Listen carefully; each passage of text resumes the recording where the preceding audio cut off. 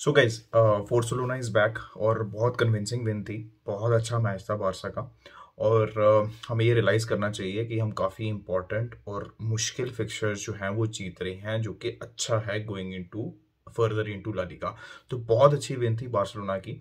जब लाइनअप आई थी तो ऑब्वियसली हम थोड़े से सरप्राइज थे, क्योंकि बुस्केट्स भी स्टार्ट कर रहे थे, 4 मिडफील्डर्स के साथ हम जा रहे थे और डेम्बले और लेवेंडोस्की के साथ जा रहे थे। तो एक इंटरेस्टिंग चीज़ थी कि क्या फॉर्मेशन होगी। बाल्डे की ऑब्वियसली इंक्लूजन से मैं खुश था और उसका गेम भी बहुत अच्छा था।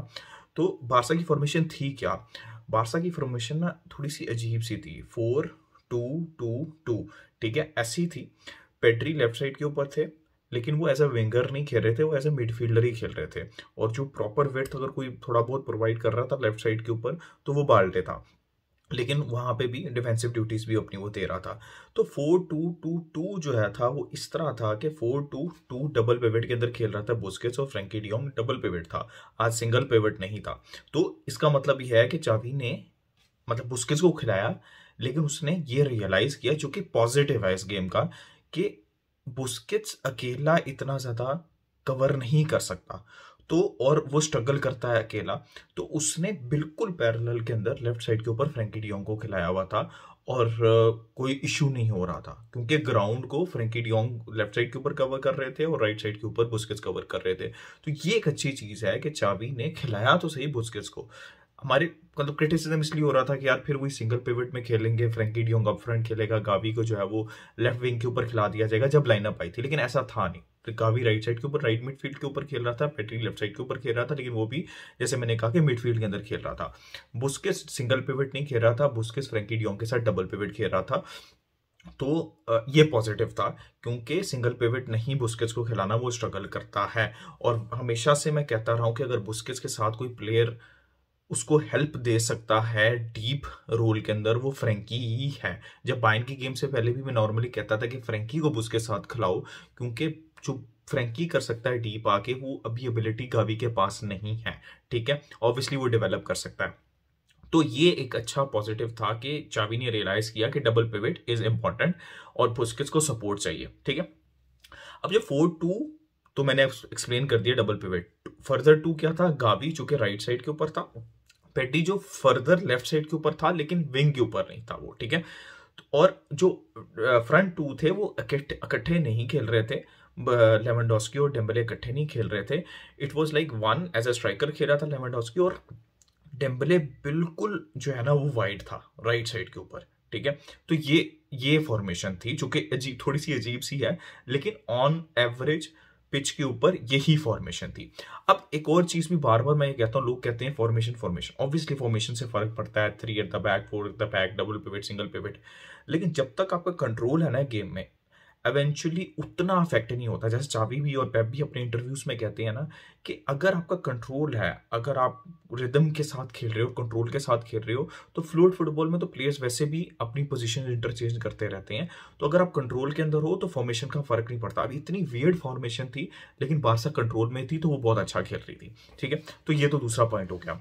अब आ जाते हैं प्लेयर बाय प्लेयर। अच्छा, सबसे पहले तो यार मैं गेम का ना एक छोटा सा टेक्निकल चीज बताना चाहता हूँ। मेरे से अक्सर लोग पूछते हैं कि वो सॉरी अनेस्टो वलवर्डे कैसा मैनेजर था।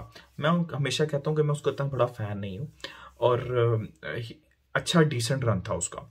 अब मैं आज की गेम में ना आपको एग्जांपल देता हूँ कि क्यों मैं उसका इतना बड़ा फैन हूँ, और क्यों हम बड़े बड़े मैचेस में, हाई इंटेंसिटी मैचेस में सफर करते थे। क्योंकि अनेस्टो वलवर्डे की गेम रीडिंग अच्छी नहीं है, वो गेम रीड अच्छी नहीं करता। अच्छा, अनेस्टो वलवर्डे ने, जो कि मेरे लिए सरप्राइज था, मुझे लग रहा था वो कॉम्पैक्ट रहेंगे, सेट बैक करेंगे लो ब्लॉक के अंदर एथलेटिक क्लब, और हिट करेंगे काउंटर अटैक पे using the pace of William brothers, right. लेकिन ऐसा नहीं था, वो हाई लाइन खेल रहे थे। ठीक है, और बीच में कॉम्पैक्ट होके उनकी जो डिफेंस है ना, और मिडफील्ड, वो कॉम्पैक्ट होके खेल रही थी। वो कह रहे थे कि डेम्बले को बॉल जाने दो, राइट विंग के ऊपर बॉल जाने दो, लेकिन हमने बीच में से नहीं आने देना, जो कि इनिशियली स्टार्ट करते हुए एक अच्छी टेक्टिक थी फ्रॉम अनेस्टो वलवर्डे। लेकिन जब आपने देखी लाइनअप देखी, जब आपने फॉर्मेशन देखी, तो आपको ये चीज रियलाइज हो जानी चाहिए गेम के अंदर इनेस्टो वलवर्डे को। और ये सबसे बड़ा क्रिटिसिज्म है कि वो मैच में रिएक्ट नहीं करता। साफ पता लग रहा है कि बारसा लेफ्ट साइड से अपने विड्थ यूज नहीं कर रही। ठीक है, लेकिन सारी विड्थ जो है वो राइट साइड से बारसा यूज करिए, जिसमें डेम्बले बिल्कुल ऐसे वाइड लाइन के साथ लगा हुआ है, और पेड्री ऐसा नहीं है, वो मिडफील्ड के अंदर खेल रहा है, और बाल्डे बहुत ज्यादा आगे नहीं जा रहा। तो आप क्या कर सकते हो, आप ये कर सकते हो कि बारसा को फोर्स कर सकते हो।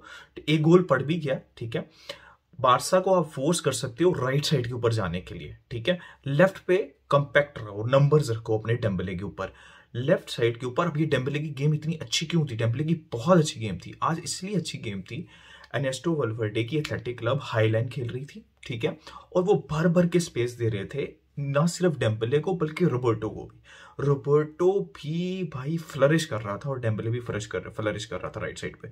जब भी आराम से पास जाता था डेम्बले की तरफ या सर्जियो रोबर्टो की तरफ, और वो फाड़ फाड़ के स्पेस के अंदर खड़े होते थे, डेम्बले भागता था, सर्जियो रोबर्टो जो है वो लाइन ब्रेकिंग रन मारता था, ठीक है, और इतना इजीली सब कुछ चल रहा था। अगर रोबर्टो के पास बॉल होती थी तो it was very easy for temple. तो मैं एर्नेस्टो वल्वर्डे को इसलिए क्रिटिसाइज करता हूं कि अगर आपके प्रॉपर विंगर खेल रहे होते और दोनों साइड से आपको थ्रेट मिल रही होती तो समझ भी लगती है, लेकिन आप रिएक्ट कर सकते थे गेम में। आपको पता होना चाहिए कि ऑपोजिशन का कौन सा प्लेयर, अगर आप उसके साथ कंपैक्ट रहे, उसको स्पेसेस कम दें डेम्बले को, तो वो स्ट्रगल करता है।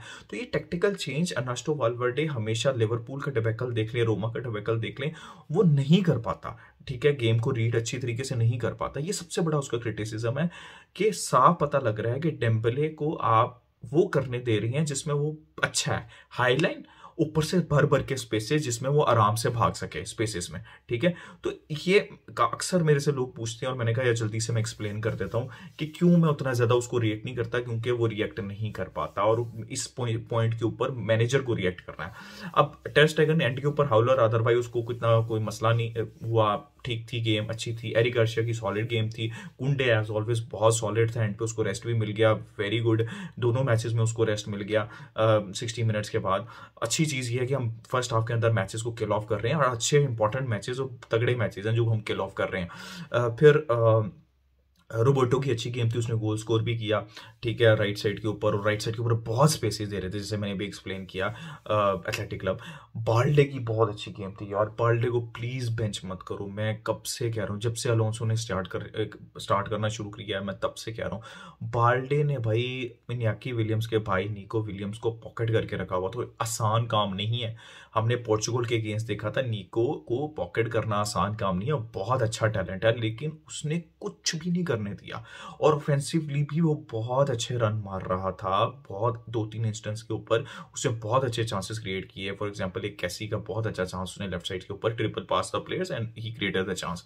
तो बाल्डे का बहुत अच्छा गेम है यार, इसके ऊपर ग्रो करना है। अब अगले मैच पे अलोंसो को मत स्टार्ट करा देना ये जॉर्डी अल्बा को, बाल्डे को कराओ, बाल्डे को कराओ स्टार्ट। इवन क्लासिको में वो बुरा नहीं था, वो बहुत अच्छा खेला था डिफेंसिवली। आपकी team as a overall midfield के अंदर बुरा खेली थी और डिफेंसिवली बुरा खेली थी।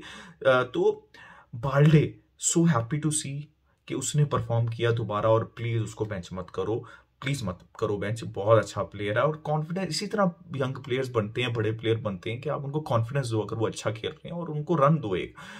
बुस्केट्स का गेम अच्छा था, इसलिए अच्छा था क्योंकि सपोर्ट में साथ फ्रैंकी थे, और फ्रैंकी का गेम इट वाज एक्सेप्शनल। तो अच्छा लगा मुझे कि डबल पिवट के अंदर खेल रहे थे और फ्रैंकी डीपी खेल रहा था। मुझे गुस्सा चढ़ता अगर बुस्केट्स सिंगल पिवट खेलता और फ्रैंकी को फिर वहीं आप घुसा देते अटैकिंग मिडफील्ड के अंदर, और जो उसकी बेस्ट एबिलिटी है वो आप यूटिलाइज ना करते। तो मुझे खुशी है कि डबल पिवट में खेले आप, ठीक है, सिंगल पिवट के अंदर नहीं खेले, और फ्रैंकी को आपने डीपी खिलाया, तो दोनों का गेम बहुत अच्छा था उसकी वजह से। पेड्री का गेम अच्छा था, गावी होपफुली कोई इंजरी सीरियस ना हो, 30 मिनट में सब्स्टिट्यूट होके फिर एंड पे आए, होपफुली रोबर्टो की इंजरी सीरियस ना हो। फिर आगे चले जाते हैं लेवेंडोस्की, यार क्या, डेम्बले की बात कर लेते हैं। जैसे मैंने आपको कहा कि यार डेम्बले का आज दिन था बेहतरीन, आई थिंक 2 असिस्ट दिए उसने, एक गोल किया भाई, वो हैवक क्रिएट कर रहा था क्योंकि उसको स्पेसेस मिल रही थी। मैंने बहुत दफ़ा आपको एक्सप्लेन किया है कि डेम्बले को खिलाना ना खिलाना ऑपोजिशन के ऊपर भी डिपेंड होना चाहिए। अगर ऑपोजिशन हाई लाइन खेल रही है और स्पेसेस देती है, अगर वो अटैक कर रहे हैं वो भी और हाई लाइन खेल रहे हैं, तो बिहाइंड द लाइन स्पेसेस मिलेंगी, और डेम्बले को जब स्पेस मिलती है तो वो अच्छा दिखता है, बिकॉज उसको वो करने को मिलता है जो वो करना चाहता है और जिसमें वो अच्छा है। ठीक है, जहाँ पे लो ब्लॉक टीम्स के अगेंस्ट हम जाते हैं और हम फिर भी डेम्बले से प्रोसेस कर रहे होते हैं, वहाँ पे प्रॉब्लम होती है क्योंकि वहाँ पे उसको समझ नहीं लगती। लेकिन डेम्बले का बेहतरीन गेम था। लेवेंडोस्की भाई क्या बात यार, वो जो उसका टर्न है यार, कितनी आराम से वो बंदा टर्न कर लेता है। उससे जब डेम्बले का जो गोल बना के दिया उसको, क्या बेहतरीन प्यारा क्रॉस था वो डेम्बले के लिए। फिर उसने डेम्बले का जो पास था और उसको कंट्रोल किया, टर्न किया और इतनी आराम से बंदा वो गोल कर देता यार। कमाल ही है यार वैसे लेवेंडोस्की भी। मतलब बॉक्स के अंदर इतना टाइम होता है उसके पास, मतलब आप इमेजिन करो कि वो हर बार ऐसा कर रहा है। बॉल आती है, कंट्रोल करता है प्यार से, डिफेंडर डिफेंडिंग कर रहे हैं वहां पे, टर्न करता है और शॉट लेके गोल स्कोर कर देता है। तो this is absolutely insane and world class from Dembele. खुशी हुई मुझे, फाटी आए, उनका भी अच्छा इंपैक्ट था। फेरन टोरेस ने गोल स्कोर किया तो वो अपनी फॉर्म थोड़ी सी रिगेन कर रहे हैं, तो तसल्ली रखो, ठंड रखो, फेरन टोरेस भी अपनी फॉर्म रिगेन कर लेगा। तो एंड पे अलोंसो भी आ गए। ओवरऑल गेम अच्छा था, बारसा का बहुत अच्छा था। लेकिन हमने सीखा, बुस्केट्स सिंगल पिवट नहीं डबल पिवट नहीं, बुस्केट्स या तो फिर single pivot Frenkie de Jong, double pivot तो फ्रैंकी डियोंग डीप खेलेगा। लेकिन हमें देखना है कि क्या हम हर मैच में, देखो इस बार तो हमने 4 मिडफील्डर खिला लिया है, लेकिन लेफ्ट साइड के ऊपर उतनी विड्थ नहीं थी। क्या आप हर मैच में इस तरह जा सकते हो, ये क्वेश्चन मार्क है मेरा। लेकिन हम देखते हैं, मुझे ऐसा लगता है हम बायन में प्रॉपर 4-3-3 पे ही जाएंगे। मुझे ऐसा लगता है कि हम प्रॉपर 4-3-3 के ऊपर जाएंगे। But it was a very good game और बहुत पुअर टेक्टिकल रीडिंग थी यहाँ पे अर्नेस्टो वाल्वर्डे की। बहुत पुअर सेटअप था और कोई रिएक्शन नहीं था उसका गेम के अंदर। But on the other hand हमारी गेम बहुत अच्छी थी, attacking wise, link up play, सब चीज़ें बहुत अच्छी थी, इंटेंसिटी बहुत अच्छी थी। मिस्टेक से सीखा, ये सबसे अच्छी बात है। जैसे डबल पिवट का मैंने आपको एक्सप्लेन किया ना, दैट वाज गुड, राइट, कि बुस्केट्स अकेला नहीं छोड़ना, उसको पूरी लेफ्ट राइट कवर करने के लिए उसको अकेला नहीं छोड़ना, वो खुद भी बर्बाद होगा। आज क्या था कि फ्रैंकी डियोंग सपोर्ट दे रहा था तो बुस्केट्स अपनी गेम खेल रहा था, गेम को रन कर रहा था। तो ये अच्छा, मुझे टेक्टिकल जो स्विच था चावी का मुझे बहुत अच्छा लगा, राइट। तो गाइस ऑल गुड। लेकिन बात यह है कि आपको प्लेयर्स को, मैं बार बार कह रहा हूँ, जो प्लेयर अच्छा परफॉर्म कर रहे हैं, जैसे फेरन कर रहे हैं, डेम्बले का अच्छा गेम किया, बाल्डे का अच्छा, स्पेशली बाल्डे, उसको यार परसिस्ट करो। क्योंकि स्टार्टिंग 11 आपको तभी मिलेगी जब आप एक गेम ऑफ रन दो के 5-6-10 मैचेस का, जिसमें बड़े छोटे मैचेस सारे होंगे। फिर आप प्लेयर को भी पता लगता है कि यार मैं परफॉर्म कर रहा हूँ, मेरी पोजीशन सीमेंट है, मुझे पता है मेरे से क्या एक्सपेक्टेशन है। So guys, Barcelona is back. बेहतरीन गेम बारसा की, so happy to see Barcelona again in flow. बहुत इंपॉर्टेंट 3 पॉइंट्स है अगेंस्ट एथलेटिक क्लब, जो कि एक टफ ऑपोजिशन है। तो ओवर टू बायर्न म्यूनिख, देखते हैं बायर्न म्यूनिख की गेम में क्या होता है, बट ऑब्वियसली डिस्कशन करेंगे। अपना पॉइंट ऑफ व्यू दें कमेंट सेक्शन में। Like, subscribe, share. Keep enjoying football. Until next time, it's a goodbye from me.